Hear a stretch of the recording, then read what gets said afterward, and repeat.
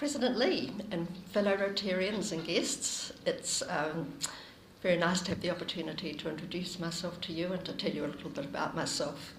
I haven't got any slides, it's just me and some notes to keep me on track. It's interesting trying to condense your life into 5 minutes and, and have it flow. This morning I left my home in the Wairarapa and I travelled to Wellington. I'll spend some time here and then tonight I'll go back to the Wairarapa again. And it occurred to me that that's actually an interesting metaphor which reflects the pattern of my life thus far. I was born in the Wairarapa. I was actually born on a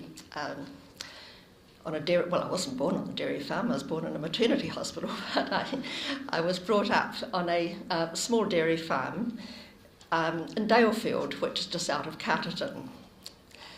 And I am an only child, and my parents were very active in the community. My mother was the local school teacher for some time. I went to the local Dalefield school and then went to Wairarapa College for the first 3 years of my secondary time.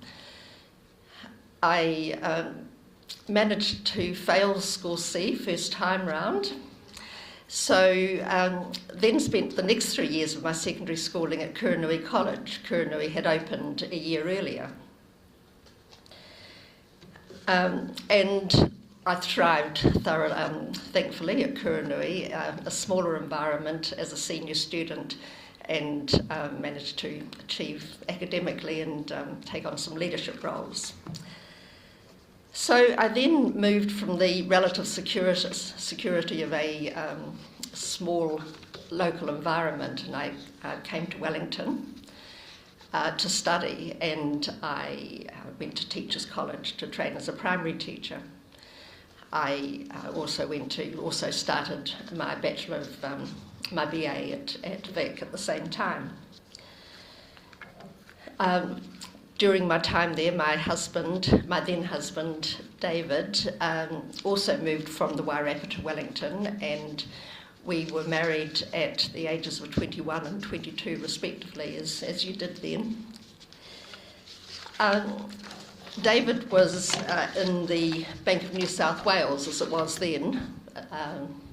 Bank of New South Wales as it was then. It became Westpac later. And we were provided with many great travel opportunities. And so our first foray was to Sydney, where we spent 4 years, and I taught during our time in Sydney until our first daughter Megan was born. And then when Megan was 9 weeks old, we were transferred to London, to the middle of an English winter. And when I think back now about how we managed to do that, it feels a bit daunting, but we had a wonderful 3 years, and it included a number of visits to Europe during that time. And then from London back to Wellington. So Wellington keeps on being the theme of where we come back to. And my second daughter, Nikki, was born within 2 months of us coming back to Wellington.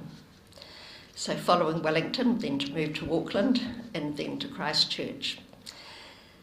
And when we were in Christchurch, I was unable to get a teaching job, and so I decided to go back to uni at that stage to finish my BA that I'd started. I very quickly transferred that BA to a more relevant Bachelor of Education and completed that, and then I did my Master of Education as well, majoring in counselling. And then came the last of our transfers back to Wellington again. And so I spent several years as school counsellor of several schools around Wellington.